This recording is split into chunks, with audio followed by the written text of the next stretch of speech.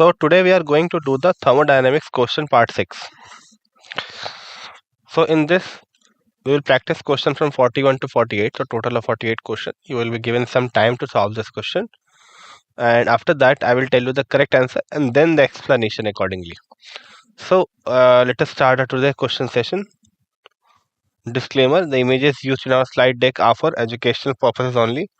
We respect the intellectual property rights of the original creators and owners of these images. If you are the owner of any of the images used in this deck and have any concerns or issues, please contact us at sathi@itk.ac.in and we shall remove the images. Question number 41. Question number 41 says that an ideal gas is allowed to expand reversibly and irreversibly in an isolated system if T1 is the initial temperature and Tf is the final temperature. Which of the following statement is true? Options are A. Tf irreversible is greater than Tf reversible. Option B. Tf is greater than Ti for reversible process but Tf equal to Ti for irreversible process. Option C. Tf reversible is greater than Tf irreversible, and option D. Tf is equals to Ti for both reversible and irreversible. So what we have to do? So we have to do the same work isothermally and so not isothermally, reversibly and irreversibly, and then we have to see that what is the relation between the temperature of irreversible and reversible. Okay, so that is the thing we are looking into. How you will do it? So just try it by yourself. You have 10 seconds to solve the question, then I will tell you the solution. So your 10 seconds starts now. Okay, let us see the solution. So again I am saying the question. So what we are doing is we are doing a same thing reversibly and irreversibly. Now we have to see that what is the relation between the T1 initial temperature and Tf, that is the final temperature. Now we know that the initial temperature will be same for both of them. We are required starting from the same phase. So we are basically what we are here to do, we are trying to establish the relationship between the final temperature of reversible and irreversible. Okay, so for those who have solved it, the correct answer is A. So if you see the PV diagram, so this is the PV diagram for reversible and irreversible, and you can see here that this is the irreversible and this is your reversible. Okay, now irreversible work done is greater than the reversible work done because of the greater area under the PV graph. Clear? Now we know that from the ideal gas equation, P equal to nRT by V, or for final condition we can write it as the PF, that is your final pressure, is equal to nRT final by V final. From the curve we can easily see that PF reversible is greater than the PF irreversible is greater than the PF reversible. Okay, so the pressure is the one which is varying, and that is the reason we are getting a greater area. Okay, now this says that from this relation, that is your pressure is final pressure is more than the initial pressure in case of irreversible and reversible. So we can say that Tf will be also greater in case of irreversible. Again, just look at the graph, you will find that the end point of the graph is ending at a higher pressure in case of irreversible as compared to reversible. Due to that reason, the pressure of irreversible final is more than the pressure of reversible final.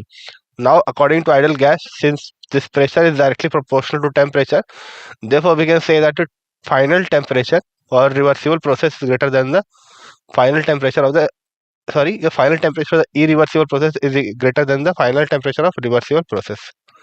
Clear? So how we can solve it? What is the key point that is present here? So the key points are, first of all, the key point is that your irreversible work done is more. Right, so this is the first key point. Now since the irreversible work done is more and the volume change is same, we are doing the same volume change, so the pressure will be greater, and if the pressure is greater, then only your area will be greater for case of irreversible. So next, what is the key point? Next key point is that we have used the ideal gas equation. Since your pressure is directly proportional to temperature, therefore if your final pressure is high, therefore your final temperature will also be higher in case of irreversible. So with that, we have your correct relation between the final temperature irreversible and the final temperature reversible. Clear? Moving on to the next question. Question number 42. Question number 42 says that 1 mole of an monatomic gas at temperature T Kelvin undergoes adiabatic change under a constant external pressure of 1 atm. Changes volume from 1 liter to 2 liter. The final temperature in Kelvin would be. Options are A T by 2 raised to the power 2 by 3 multiplied by Z. Then we have B T plus 2 by 3 into 0.0821. C T and D T minus 2 by 3 multiplied by 0.0821. Okay, so the question is saying that the monatomic gas is undergoing adiabatic change, and that also against a constant external pressure. So you have to find the final temperature in Kelvin. So the hint is that since your pressure is at a means this is happening at a constant against a constant external pressure, therefore it is a irreversible work done. Okay, so with this in mind, you have 10 seconds to solve this question. Your time starts now.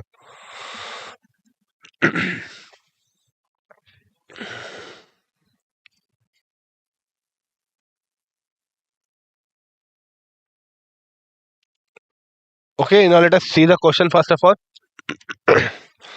The question is saying that we are going from 1 liter to 2 liter, means we are expanding the gas and we are doing under a constant external pressure. So the pressure is irreversible. We have said that. Okay, so what is the final temperature of the Kelvin? For those who have solved, the correct answer is D. Now for adiabatic process, delta U is equals to what? Delta U is equals to delta W, because adiabatic process Q is equals to 0. Okay, this is the thing. Now since delta U is equals to N CV T2 minus T1, so W will be also equals to minus P V2 minus V1. So this is minus P external dV formula. Or we can say that CV T2 minus T1 is equals to minus P V2 minus V1. Okay, so minus 1, 2, minus 1. Now your CV can be written as R by gamma minus 1. Yeah, CV can be written as R by gamma minus 1 and T2 minus T1 is equals to minus 1. Now putting all this further. So for monatomic gas, N is equals to 1, gamma is equals to 5 by 3. So therefore, and R is equals to 0.0821 atm per Kelvin per mole, liter atm per Kelvin per mole. So that would give us your T2S T minus 2 by 3 into 0.0821. Now, moving on to the next question. Question number 43. Okay, question number 43. Question number 43 says that water is about to boil at under a pressure of 1 atm when an electric current of 0.5 angstrom from a 12 volt supply is passed for 300 seconds to resistance in thermal contact with it. It is found that 0.789 gram of water is vaporized. Calculate the molar enthalpy change at the boiling point, which is 373.15. Your options are A 37.5 kilojoule per mole, B 3.75 kilojoule per mole, C 42.6 kilojoule per mole, and D 4.26 kilojoule per mole. Okay, so you have 10 seconds to solve this question. Your time starts now.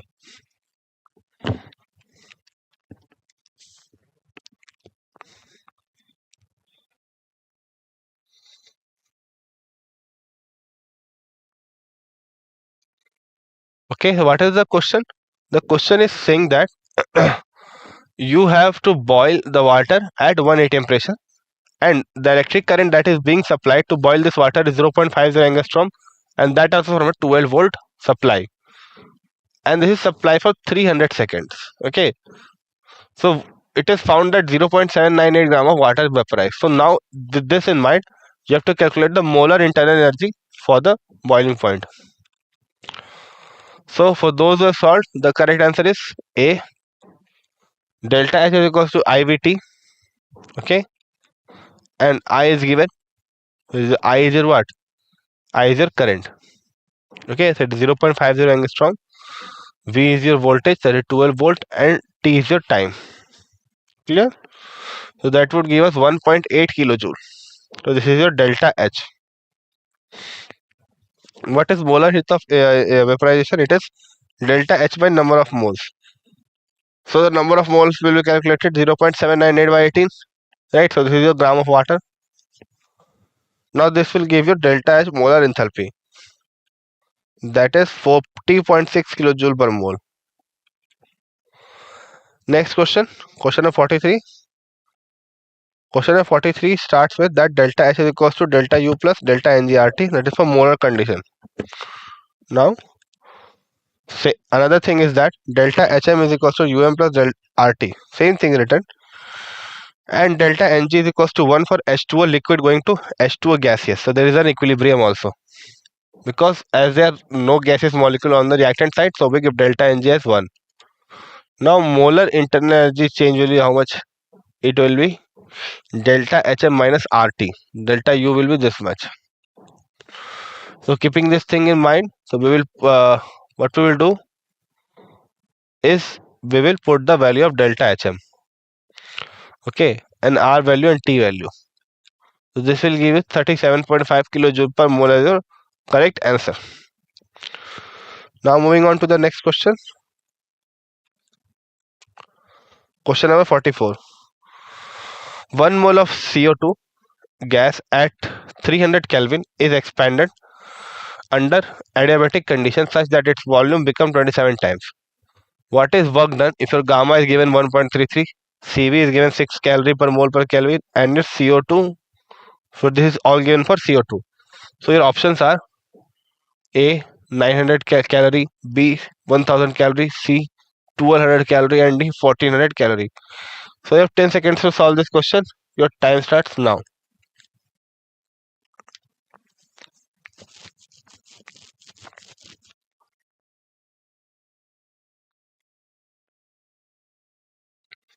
Okay, let us see how we can solve it.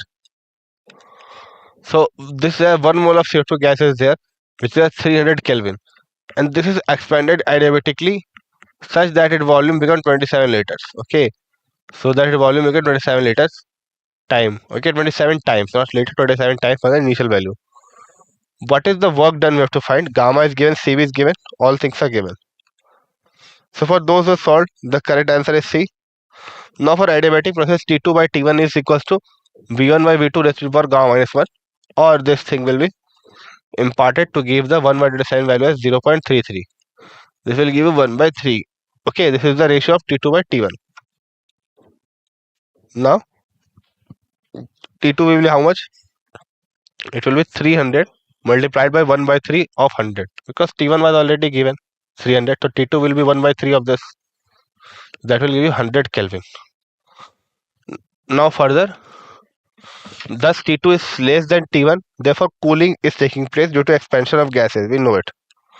So delta U is equals to what? Delta U is equals to W as Q is equals to 0. So sign of W is negative because the gas is expanding. So this is very very important, that if your gas is expanding or if your heat is being released, then in both cases your heat change and your work done will be negative. Clear? Okay. So W is what? W is negative because the gas expands. Now W is equals to minus delta U minus Cv delta T. And if you put all these values here, you will get it as 1200 calories as your answer. Moving on to the next question. Question number 45. Question number 45 says that a monoatomic ideal gas undergoes a process in which the ratio of PV at any time is constant and equals to 1.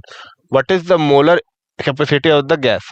Yeah, options are A 4 by R by 2, B 3R by 2, C 5R by 2, and D 0. So you have 10 seconds to solve this question. Your time starts now.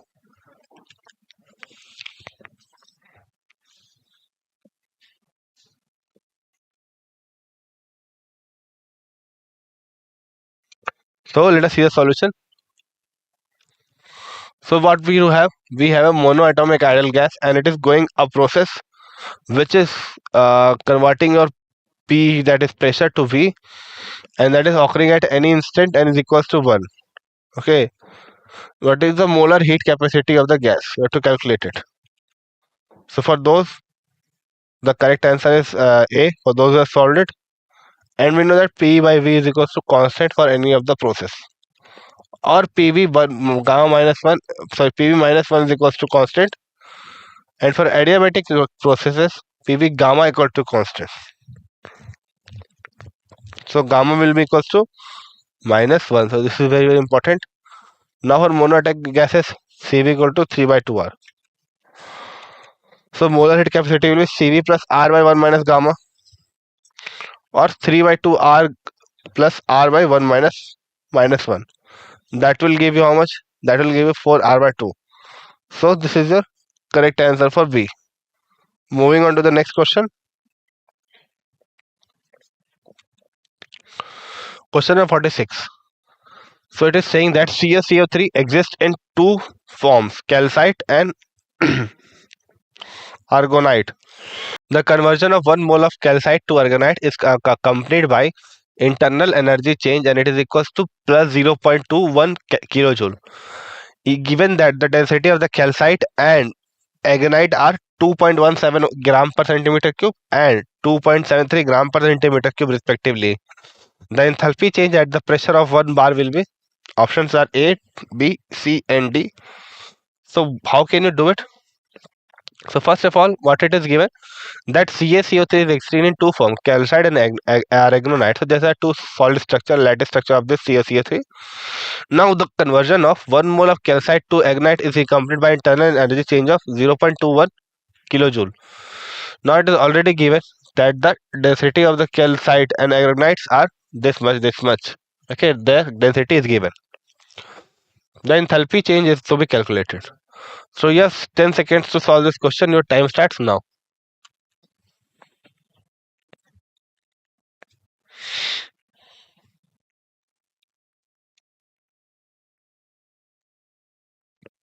Okay, let us see how can we solve it. So first of all, this was a question. So for those who have solved it, the correct answer is C. Now delta H is equal to delta U plus P delta V, or delta U is equals to 0.21 kilojoule. Already given. Okay, this is already given. Internal energy change is already given.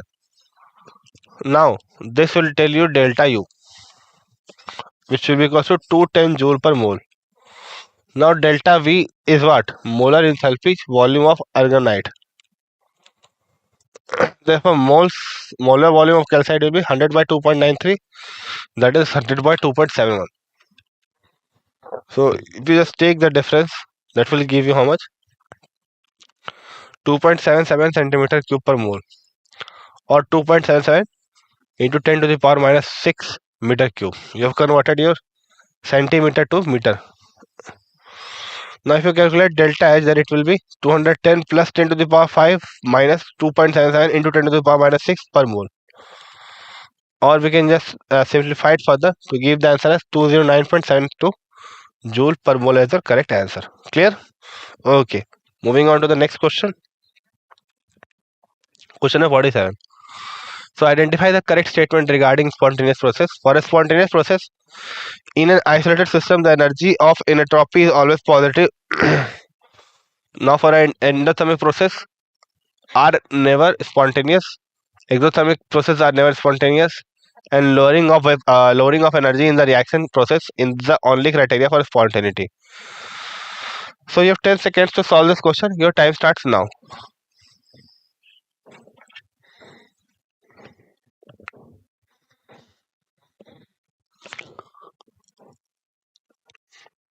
Okay, let us see how can we solve it. So we have to see the correct statement. Now we know that very well that the correct answer would be A for those who have solved it. Now for a spontaneous process, this total should be greater than system plus surrounding. And for an isolated system which is not interacting with the say our surrounding, that will have delta surrounding equals to 0. Therefore we can say that delta system is equals to also 0 or greater than 0. Clear? Okay. Moving on to the next question. Question number 48. Question number 48 says that in reversible expansion of an ideal gas under adiabatic and isothermal condition is shown in figure below. Which of the following statement is correct? So they are what they are done. They expanded isothermally, and this is isothermally and this is adiabatically. So options are A, T1 is equal to T2, B, T2 greater than T1, C, B, isothermal greater than adiabatic, and D, isothermal U is greater than U of what? U of adiabatic. So you have 10 seconds to solve this question. Your time starts now.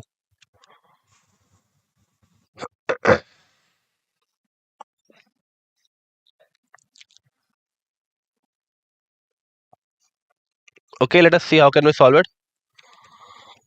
So the reversible expansion of an ideal gas under adiabatic and isothermal condition is known in the figure. Which of the following statement is true? Correct statement is what? It is B for those who have solved it. So since the change of state from P1 V1 to T1 is equal to P1 T2 V2 and T2 is isothermal, therefore T1 equal to T2 is the correct statement. Next is P1 T1 and T1 and P3 V3 and T3 is an adiabatic expression. It brings about cooling of the gas. Okay, so this is also, so this is incorrect. Next is work done is given by the area under the PV graph as obvious from the given diagram. Therefore, magnitude of area under isothermal graph is greater. Therefore, it will be having greater work done. Last is, so this is your expression for that third one. And the fourth one is delta U equal to C versus NCV delta T, and isothermal process delta U is 0 for delta T is again 0. So that will give you delta U NCV T2 minus T1 is less than 0 as T3 is less than T1. Therefore, your delta is isothermal will be greater than delta U adiabatic. So this is your correct statement. Okay. So this was all your for today's class. With this, I end my session. Thank you.